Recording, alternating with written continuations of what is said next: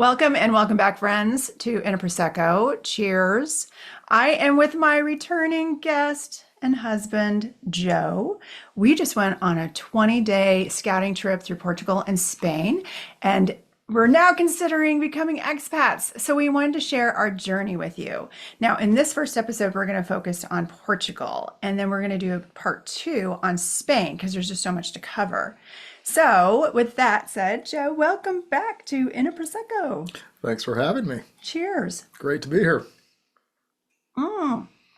Okay, so when we decided to go on this trip over the month of June, let me refresh everybody's memory. If you followed my journey with my son through Antarctica and then through the Pan-Pacific, after 51 days and returning, I just had this sense of wanderlust.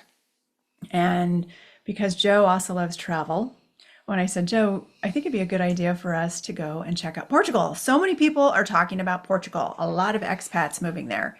And so what I loved is as soon as I asked you, should we go to Portugal?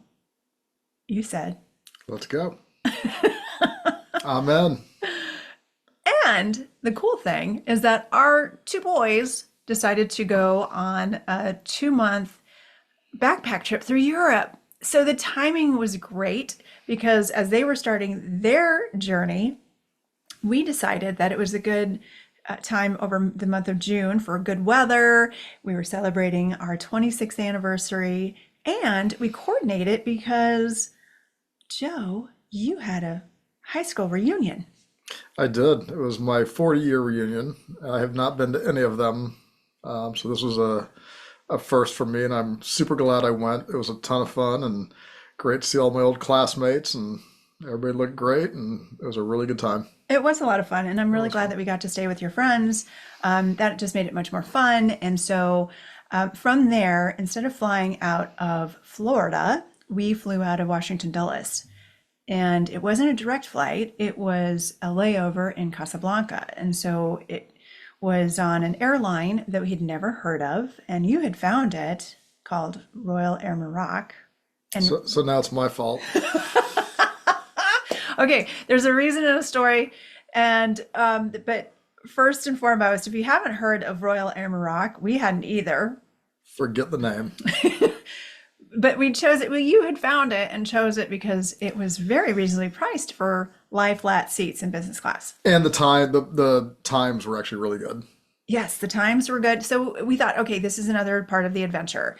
So when we finally did arrive to Lisbon by way of the layover in Casablanca, that first day that we were there, we were just exhausted from the travel. And so we really didn't have enough time either to just explore. But the cool thing is that in Lisbon, it is just so vibrant that there was still a lot of activity. So we ended up going to dinner very late and we found a place, our location for the Airbnb, and we chose a 2-bedroom because we knew that our boys were going to be meeting us in Lisbon and for another leg of the trip that we'll share.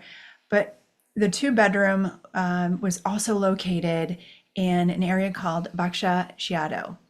And Baixa means low, so the lower area, and it's usually where it means it's closer to the water. But we also wanted to be able to use the metro system, and Lisbon was phenomenal for that transportation.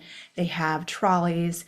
When we were getting a ride from the airport, we did Uber, but we found out that the rideshare of choice in Portugal is called Bolt. So keep that in mind as you are thinking about going to Portugal, that if you want to Uber, the ride of choice is actually Bolt. You can download it, works the same. And also, what was cool about that first night, though, is that when we went out to dinner, we found a place that had New York style pizza, very European. It was very marginal New York City pizza, but they were open really late. And the thing about Europe and Portugal and Spain, I think a lot of Europe, is they eat very late. So it's not uncommon to go to dinner at 10 o'clock. We were there at 11 o'clock, but which is late. But I mean, we hadn't had much sleep after the flight, the delays, and No, but it was very, it was ideal to be able to get to bed early. And so we had a full day of the next day to explore Lisbon before our boys came in around 11:30 at night. So we decided to just do a walking tour on our own. We had no specific destination, but what was very cool is that, oh my gosh, all the hills in Lisbon. It is likened to San Francisco. I think it's even the sister city because not only with all the hills, but the Golden Gate Bridge in San Francisco, there's a duplicate in Lisbon, and it's even by the same designer. So all these fun elements. I love San Francisco, and I think I loved more about Lisbon is the history, the rich history, and the architecture. And the people are so friendly. I think everybody that we encountered spoke English. So Yes. Portuguese is a very difficult language to learn, but the Portuguese were very good about speaking English with us. And so that was a big plus. They acknowledge that their language is hard to learn, and it's kind of strange that these two countries are next to each other, and one is speaking Spanish and one is speaking Portuguese, and Portuguese is such a difficult language to understand. But the Portuguese people are super friendly. It's great. Everybody we came across, almost everybody spoke English. Yeah. And so our first day when we went to the water area, the port, we got to see all the sites. And just so you know, that what we're going to be doing is sharing our itinerary. So instead of giving you a bunch of locations that we liked for the sightseeing, that'll be available to you that you can download for free. What we'd like to be able to do is share with you our experience as we're doing our inspection trip. So with that said, with the walking tour that we did on our own, we just really saw a lot of the exterior of known sites, and we wanted to be able to get a vibe for Lisbon to see, like, is this someplace that we can live? And the first day, I ended up getting shin splints because I didn't have the right shoes. And I know, Joe, you were laughing because you had warned me that the shoes I chose that were super cute and very European, they did not work great for the hills. And so they were not broken in enough. And so I ended up having to get just plain tennis shoes at a Nike store. And that's what's kind of cool about Lisbon too, like walking through all the different shops. I think what I would do next time is pack even less. We packed very light. We packed super light, and part of our plans for the trip was to get Airbnbs and have access to washing machines, which was great. And it was actually very comfortable too. The Airbnbs are as affordable as hotel rooms or cheaper. You did a very good job when you were planning Lisbon and Porto on researching the locations of where our Airbnbs were located at, and they and just seeing where all the things were located within the centro and the interesting parts of the cities that we wanted to see. So that we ended up doing that for the rest of the trip, is making sure we had great locations for our accommodations. Right, because of the walking tours, everything was so close to us, so that the old historic area, which is considered like El Centro, was so convenient to be able to just, even just with our Airbnb location, where we could walk downstairs and there's a cafe, we could have our morning tea and coffee, and even just a plethora of restaurants to choose from. So I think that when you're considering locations, do research on, what is it that you want to experience. And for us, it wasn't about the different neighborhoods that we wanted to consider if we were to ever move there. It was more, again, of just like, what's the sense and feel of the culture and with the restaurants. And keep in mind, because of doing that, being in the midst of all of the tourism, you're also going to pay a little bit more. So keep that in mind as far as, they have a great metro system. So if you don't want to pay all the higher prices for restaurants and the accommodations, it's very easy to get into central Lisbon. Generally speaking, the accommodations and the food is, I'd say, considerably cheaper than the US in general. But the bigger cities are more expensive than the smaller towns. Yes, and so we did get a card that was called the Lisboa Pass, and that was good for, we bought a 2-day pass and I want to say it was 88 euros, and it was to cover all of your public transportation and even discounts for when you would go to museums. And we didn't go into the museums because we figured that wherever that we were going to end up, we'd want to go back and explore even more in depth. So we only had, we packed a lot in a short amount of time so that the 4 places that we're going to talk about, we did the most we could to sightsee, and really in a matter of 3 days max. Yes. So when the boys joined us, the very next day, you had a brilliant idea. We started booking The e-bike tours on all the cities we went to, or most of the cities we went to, because you can, cover, I think one of them we covered 9 miles in 3 hours in one of the cities we were in. But it's great because they take you on tours and they hit all the important geological sites or the historical sites, and the guides are very knowledgeable. So we learned a ton, and then it also gave us an idea of where else we wanted to go in the city to see the things we wanted to see. I mean, in one city we did a bike tour, and then the next day or that same afternoon we rented bikes again. Yeah, because we enjoyed it so much. Well, and in Lisbon, what was cool about Lisbon too is that where we were taken for our bike tours, the neighborhood is called Alfama, which is an older neighborhood. And because of the amount of hills, the e-bikes are phenomenal so that you're not having to push too hard to pedal. And so it just made it fun for us to be able to get around very quickly. And we did a private tour so that we could see more, because we did see that there were some large groups that we booked on. You booked it on Viator. Yeah, Viator is a great site, by the way. I'm not plugging Viator. We have no interest in it, but it was great to find things to do, and they're a reputable company, and we had no issues with them. And also that we were able to go to the high point of Lisbon to really see the vastness of it.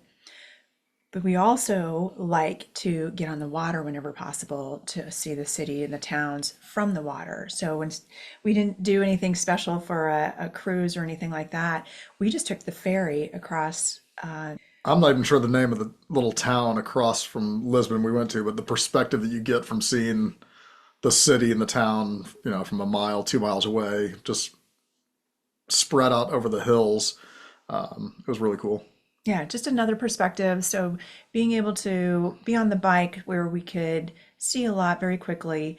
And there's so many beautiful cathedrals, and the interior is just as beautiful as the exterior. And again, the architecture there, I was just blown away. And with such another comment actually about why shoes are important. The cobblestone streets, but also the sidewalks, which are very narrow. They are built through mosaics, and so there are white and black mosaics, and I felt like the black mosaics were, even though they looked slippery, they're probably a little more sturdy than the white mosaics. So just be aware, you want good shoes. I'm emphasizing that again.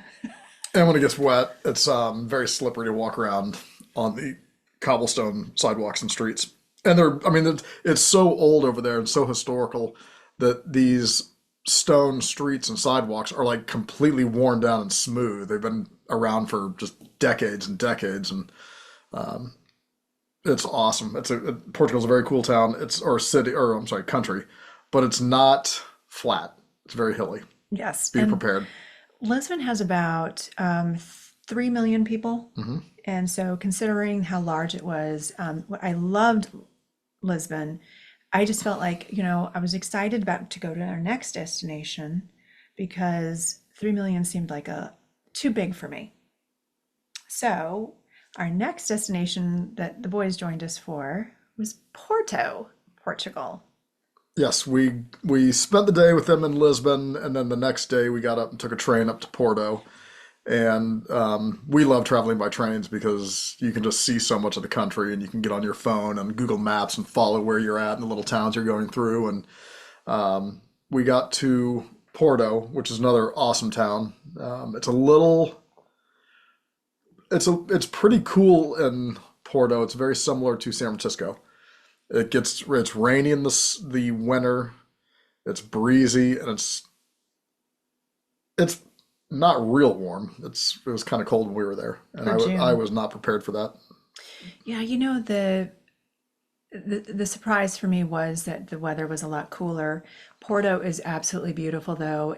They have four major bridges, and so again, we did take another ride on the water. We booked a private boat on Viator, and so it was the four of us in the little boat that actually we went out around the sunset, and so it was a little bit cooler, and we had bean bags to sit on, which was great. And so the person that was the captain for our boat had moved from Brazil and just fell in love with Portugal. And it seemed to be the case that there are so many transplants in Portugal, not just from the US, not just expats. These are people who are like in love with Portugal for a reason. And we saw that. The cool thing about going there in June too is that they were celebrating All Saints. So based on the region, every week there are cities that celebrate saints, patron saints, and so it's a huge, big celebration. So everybody comes out on the street. There's music. There's a bunch of buskers, and so I love that element of just the bustle of high energy vibe of both Lisbon and Porto. Other than the fact that the hills that you can walk, everybody, seems to get used to that. Yeah, Portugal is a very the Portuguese people love to have celebrations and party, and they'll have a party for pretty much any reason. Um, Very, very nice people, great people. They had a huge party. St. Anthony's was celebrated while we were in Lisbon, and the town. I mean, all the town squares are just completely set up with vendors and flags and Yeah, the fresh markets that are great, and we didn't mention the in Lisbon, the Pastel de Nata is something you have to try. So it's a little pastry that has a custard middle. yes, it's kind of like their one of their claims to fame for Portugal, and it's really good. It's not too sweet, but it's very good. And you put cinnamon on it to really make it a traditional experience. And so very delicious. And I feel like a lot of the food that we experienced, it's just it felt like it was healthy. And except for maybe the sandwich in Porto. Oh, so the national sandwich of Portugal is called a francinia, fran, France, Francesinha. francesinha, and it's two pieces of bread stuffed with sausage and ham and steak, and it's got like this red kind of gravy over it with tons of cheese and a hard boiled or a egg over easy, and it's really good. It's not good for you, but it's really good. And what's the hot dog that it's not a hot dog, but Anthony Bourdain made it really popular when he went to visit, and it was you ordered it actually. No, Nick ordered it. I had a taste of his. It's very good. Okay, so It's kind of the same thing. It had some sauce on it, so it was really good. yeah, so that's also another big favorite.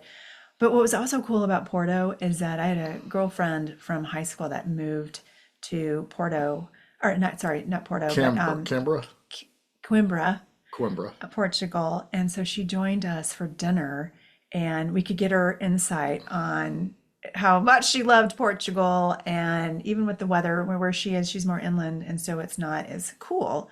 But there are other places that I would have loved to in that area to go to before we actually moved into the Algarve in our next two destinations. And one place I wish I would have had on the list to be able to see is Aviano. Again, Aviano is supposed to be the Venice of Portugal. And so I'm hoping that, again, a lot of these places that we didn't get a chance to see, or the things that we didn't get to experience, like Sintra, which is right outside of Lisbon, and everybody says go. We just felt like, you know what, well, it's a good excuse to go back. It was kind of a high level tour going there just to see if we liked it. And, we had to hit the big cities of Lisbon and Porto, and then we flew down south to the Algarve, which is the southern coast of Portugal. We didn't have a whole lot of time in each place, but it gave us a very good idea of the Portuguese culture and history, and the people are wonderful. And Oh yeah, and we because of the way that we had to fly, that was the first flight in Portugal. We went from Porto Faro, to Faro to actually rent a car. And the boys left us in Porto so that they could continue on their 2-month backpack trip. So the rest of the way was for Joe and I to really explore. And so in going to Lagos, it requires you to fly in to Faro. one of the things we wanted to do was look for places where expats lived, and also what was kind of important. There's 3 major airports in Portugal, and it's Lisbon, Porto, and Faro. So we flew from Porto down to Faro, and then we drove east about an hour to Lagos, which is another very popular town. It's a smaller city. It's only about 22,000 people. I think at the peak it's probably 30 something thousand during the summer. But it's a really cool little town. We loved it. It's Yeah. on the coast. The shoreline of the coast down there is just these awesome cliffs with caves and arches, and there are these sandy beaches. You got to walk down these long stairs down to the beaches. But we did a boat tour unexpectedly. We walked down to the bottom of these stairs, and there were some guys, a company that would send you out in a little boat with a driver, and I think it was 35 euros each, something like that. And they take you out for 35, 40 minutes. And it was awesome. It was cool. The place that you're talking about is Porta del Piedade. I think Porta de Piedade.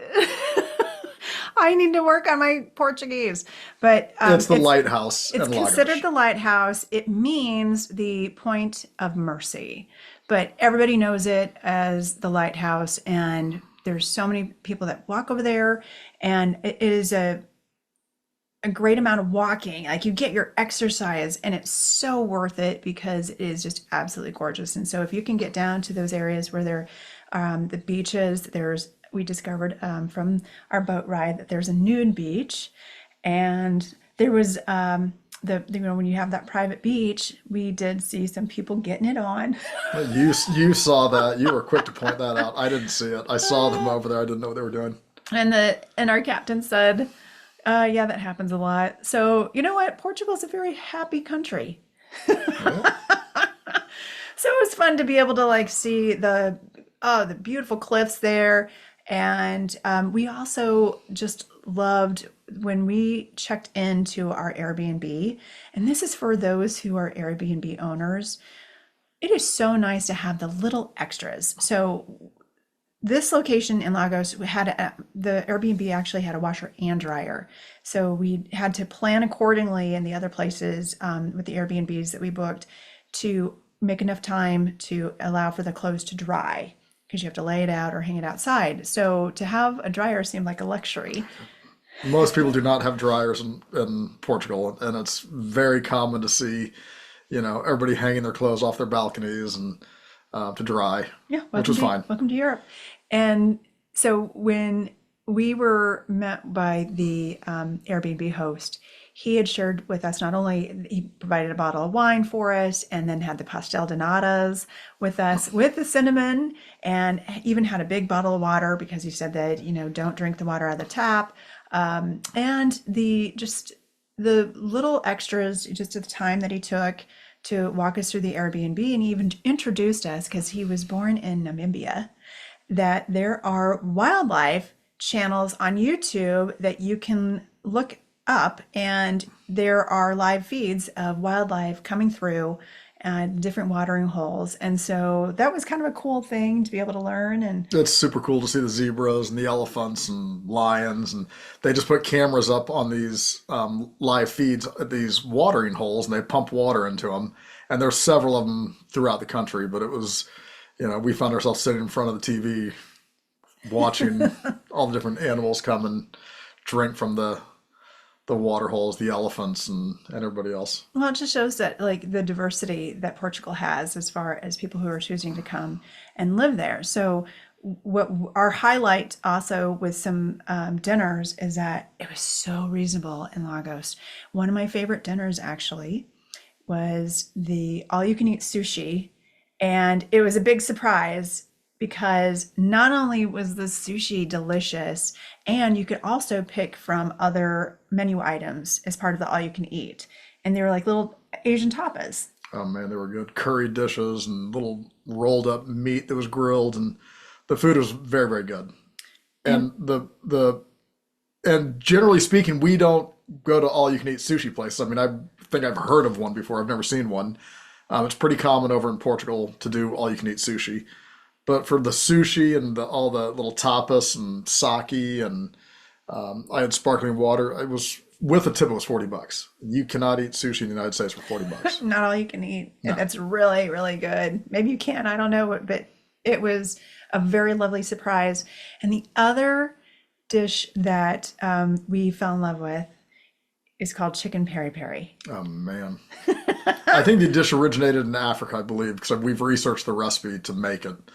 And it's they take like a half of a chicken and they spatchcock it, debone it, or most of it, and they marinate it in this Like a red spice sauce. It's a sauce. Fresno pepper. They grind it up with a bunch of garlic and stuff, and they marinate it for up to 24 hours in the sauce, and then they grill it, and it is so good. It's kind of spicy, but it's really, really good. It was just another, just, like as far as trying the We had that three delicacies times there. while we were in Portugal. Yeah. And one thing that was, we were talking about meals and how inexpensive we found it to be in Lagos. And again, it depends on where you are in the vicinity with the bigger cities, but tipping is not as much of an expectation in Portugal, and certainly not as much. When you're looking at 15 to 20% or more in the US, in Portugal, the tipping is typically anywhere between 5 and then it's 10% if it's exceptional service. And so we found ourselves always like either rounding up to rounding up the bill or leaving a little bit extra where we, just were mainly whatever little amount that we had for the euros, and they were always thrilled. And so, it just made me think about, as far as what I love about the experience is that these people are happy with what they're doing. That's what I found. Like being able to serve in that respect. And The people in Europe, they I don't want to say they value life much more, but in the United States we grind and grind to have a good life. Over there, they having a good life is very important to them, and work comes second. It's much more relaxed culture in both Portugal and Spain. I think throughout Europe is they don't take their work as seriously as we do in the well, U.S. it's United States is considered the United Stress of America. The intensity of work expectations. And so, I think that's just it, as going to Portugal, being able to realize that the pace is going to be a little bit slower. We really liked that. And that meals sitting down, it's an experience, right? So that there's a lot of social element to it. I enjoyed that so much. Something else, when you go to a restaurant in Spain or Portugal, probably most of Europe, it's not like they're rushing you out of a restaurant and you have to ask for your check after dinner. They're not trying to turn tables. You can sit in there for as long as you want. It was kind of odd for us to not have them hounding over you or trying to bring your check to you, and we would always have to ask for the check to be brought to us. And like if you go to a coffee shop, we'd have two coffees or a coffee and a tea, and you leave them €1 for a tip, and they're thrilled, Yeah, kind of surprised. it's just I think a cool insight as far as, again, part of the culture experience that we're wanting to embrace, considering becoming expats. And so when we were finishing up with Lagos, I mean, we, again, just all these wonderful little nooks and crannies, and they had another saints ceremony, and it was just so much fun, and how vibrant the street is at 9 o'clock at night. Oh, and because we were there in the summer, as the days get longer, the sunset was like at 9:40 Yes. in the evening. And so we really made the most of the time that we could. So that was cool. And then Get this, we'd go to a restaurant like 8:30, which is kind of late, 8:30, 9 o'clock, and we're in there and it's kind of quiet. And we're like, wow, man, this restaurant's dead. And then when we're leaving at 10:30, it's packed. People eat much later in Europe, much, much later. Which is kind of, I like that because I'm more of a night owl. I agree. It's kind of cool to see people out, old people, like 70, 80-year-old people, young people walking around at 10 o'clock at Yeah. night, going out to dinner and Families. sitting, having tea or a glass of wine and pastries and much different. Yeah, I liked all of that. And so as we, we're really enjoying Lagos. Did we cover everything on Lagos? Because that was a favorite of mine for sure. Great town, great coastal town. Very, very cool. We took the rental car and made our way to Faro, our last stop in Portugal. But before we got to Faro, we had learned that Albufeira, which is in between Lagos and Faro, the beach that's named Praia del Falacia was just named the most beautiful beach in the world by Forbes magazine. So we wanted to go check it out. And so a lot more walking, but when we got there, I thought it was just absolutely beautiful there. It's all these red cliffs. That's what I think the name of the beach is, about the red cliffs. And what did you think? Was it the most beautiful beach in the world? It was very pretty. I think it's kind of different than most beaches you would see like in the States and stuff because you do have these cliffs and hills coming straight up from the water. Very, very pretty. I mean, we live basically at Siesta Key in Sarasota, Florida. That's beautiful white sand. It's gorgeous, clear water, and it's just a different type of geology and geography, and very, very pretty. Still very, very pretty. Oh, it was gorgeous. So I was glad that we could make that stop. And we also had peri-peri chicken for lunch again. Yes, we had I think 3 times. We had sushi I think 4 times. We had ramen 3 times. Well, that's the other thing is that so that there's a good diversity of restaurant choices and, the different foreign flavors that you still have access to, which was important to me because I love Asian food. It's Portugal was very diverse culturally. I mean, there was a lot of Nepalese restaurants, Indian restaurants, Asian restaurants, Italian restaurants, Portuguese tapas restaurants. So you can find whatever you're looking for to eat. Yes. So, And Burger Kings and McDonald's and oh, yeah. Oh, and just a side note, even in Porto, Porto has the most beautiful McDonald's. It is completely surrounded in stained glass window. If you go to Porto, you've got to just check it out. And we're And not big McDonald's people by any means, but our kids like to try McDonald's in different countries. And we happened to be walking by, and we had to go to the bathroom, I think. And you may have seen it. And we look over, and it's wild. It's a very nice building, an old historic building, and it was pretty. It's a nice McDonald's. yeah, our kids claim that the McDonald's in Europe just have better quality food. And so they ended up having hamburgers and a McFlurry, I think. Hmm. And McDonald's is not sponsoring this, by the way. We just wanted to let you know that, hey, even just the fast food, when you're thinking about architecture, like, wow, it's an experience to go in and see some of these places and how beautiful the architecture is. And one very quickly, in the United States, you look at buildings and you're like, wow, that's 200 years old. That's really old. That's nothing. There's buildings over there that are 1,000 years old that are standing. People still live in them. And the history just goes back thousands of years in between the Romans and the Moors from Africa, the Arabs, and there is tons of history, and you can see it in the buildings. It's really cool. And what I also appreciated about the architecture too is that the integrity. So with the gentrification that happens with the renovations inside of the buildings, that they wanted to keep the integrity of the exteriors intact so that the charm is not taken away from when something is refurbished interior wise. So I thought that was very cool. It is. It's expensive for them to do it, but they keep all the facades of the building, and they basically gut the insides and redo them. And so you're always going to be walking around. It looks like, a 1,000-year-old village when you're walking around Portugal. Yes. It's Yeah. awesome. I love all the cafes, sitting outside, eating al fresco. I love that.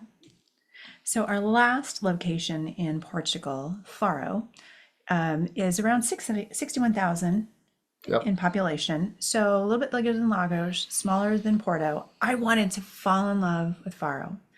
And I would say that Faro, because of the airport and the size isn't that big, I heard the airplanes a lot. And so that for me was not an exciting idea to No, hear that. even being twice the size or three times the size of Lagos, it didn't feel much bigger, especially the old part. It just didn't do it for us. The beach is a coastal town, but it's actually a long distance from Faro to the beach. We had to take a ferry over to the beach. There's big like wetlands in between the town and the beach, and they're trying to preserve them, which they should. And there's national parks, and but you're not right on you can't walk to the coast like you do in Lagos to the beach. Yes, and Faro, it has its own unique qualities. Again, with all of the plazas, terrazas, that you can, be surprised by turning a corner. There was all of that. I didn't feel as though we had like the best meal experiences, even though we did have chicken peri-peri again. But what was really cool about Faro that I thought, again, with the whole culture of community and celebrations, that Portugal was playing in the European Cup Oh yes. with Cristiano Ronaldo. And so Faro near the port would actually have this outdoor seating open to the public and the community to come and watch the game together, so you could hear their cheers. And it was just really cool to have that kind of vibe going on. And so I did enjoy that very much. That was really fun. And even all the people, the tourists that were visiting, you would see, Brits at a bar. A bunch of Brits would be at a bar watching the game, or you would see people from another country. They would all gather, and it was just you could hear people yelling. You knew somebody scored, and we were sitting at dinner somewhere, and you'd hear just these eruptions of cheers, and it was a lot of fun. Yeah, I was glad to be in Portugal when Portugal won. Yes, That was a cool yes. plus. So then when we left for Faro, we did not fly, but so we ended up taking a Flixbus. And Flixbuses are in the US. And so it was kind of nice to see something familiar in Europe as we were, ending our time in Portugal. I think that we were just excited to be able to have the bus ride, which was very smooth, got to see more of the countryside again. And so just we had so much luck in Portugal with our transportation that, I think it is very much a modern country that has a lot of the old historical charm and some great, food, as well as friendly people. I would say that, I can understand why there's so many people wanting to visit Portugal. It's just a hot spot right now. And especially for the expats who are looking at a place to consider. I did enjoy the idea that there are a good number of people who speak English. And, regardless of wherever we go, we want to be able to be there and immerse ourselves to learn as much of the language as possible. But it was just nice to be able to have no language barrier whatsoever. Most people in Europe, or most places in Europe, have really good transportation systems, and most people don't have cars. They have scooters or bikes. Most people use the buses or the subways. They call them the metro over there. There's also trains, local trains that go between little towns, and they got the high-speed trains that you can get all over Europe. And we walked and walked and walked. We were walking 6 to 12 miles a day, and I think we averaged close to 14 and a half, 15,000 steps a day. So we got our exercise. Yeah, we actually ended up losing weight. Yeah, and we were out eating well, and we would go to little pastelerias, which are like bakeries in the afternoon. We'd sit and have a coffee and, pastel de nata or some other European sweet treat. Or just even the croissants and yeah, just whatever from the bakery. And so that's, being able to feel like the food, we loved going to the marketplaces, the fresh marketplaces, just to even walk around and see the vegetables looked really good, and I think because of, going to the grocery store, here, I just feel like, God, there's a difference. There's absolutely a difference in the food quality. I can't say for sure. I just felt really good. And again, it's like as much as we were eating, but the walking helped us as far as, keeping or maintaining midlife weight, especially if you're in menopause. So if you have any thoughts or if you want to share your experiences in Portugal, please make a comment. If you have any questions, we're happy to answer. And also, we're going to be coming back for the Spain portion of our trip. And that's where we went from Faro to Sevilla, Spain. And oh, how exciting Spain was. España was wonderful. So we look forward to sharing that in another episode. So you'll definitely want to subscribe so that you're notified when the next episode drops. Please do like and share. And also, I wanted to let you know that I have a second podcast. It's called Divine Journeys.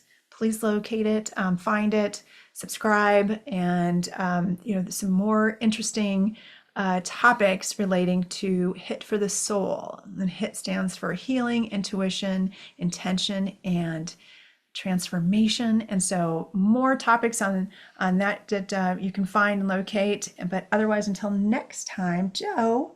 See you guys soon. Thank you for joining me again. Yeah, thanks for having me on. Cheers.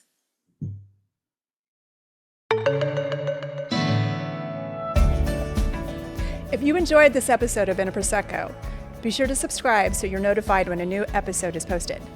Rate and review the show, and please do comment and share ideas for topics that are important to you. A friend who cares is a friend who shares. Here's a toast to you on your re-inspirement journey. Cheers.